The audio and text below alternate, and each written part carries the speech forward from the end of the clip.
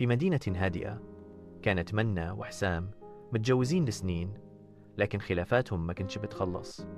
حسام قرر ينفصل بعد ما العلاقة بقت كلها مشاكل، وفعلا الطلاق حصل. الناس كلها افتكرت إنه كل واحد هيبدأ حياته من جديد، لكن اللي حصل بعد كده كان صدمة.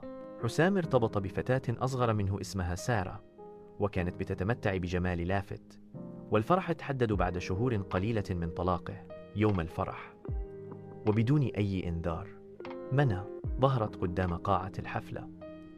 الكل اتخذ من وجودها، لكن الصدمة الأكبر كانت لما اقتحمت الكواليس في لحظة غضب هستيري، واعتدت على العروسة سارة بسكين صغير كانت مخبياه في شنطتها.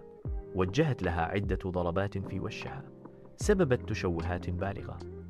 الفرحة تحولت لصراخ، والدم نزل على الفستان الأبيض. العروسة تنقلت المستشفى في حالة انهيار، والدكاترة اضطروا يعملوا لها عمليات وخياطة بغرز كثير عشان ينقذوا ملامحها.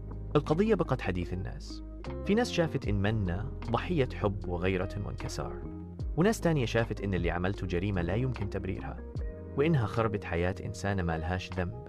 القصة انتشرت على السوشيال ميديا وخلت الكل يتكلم. هل الغيرة والانتقام يخلوا إنسانة تدمر وش بنت بريئة في ليلة عمرها؟ ولا المفروض أي حد يسيطر على نفسه مهما كان الألم؟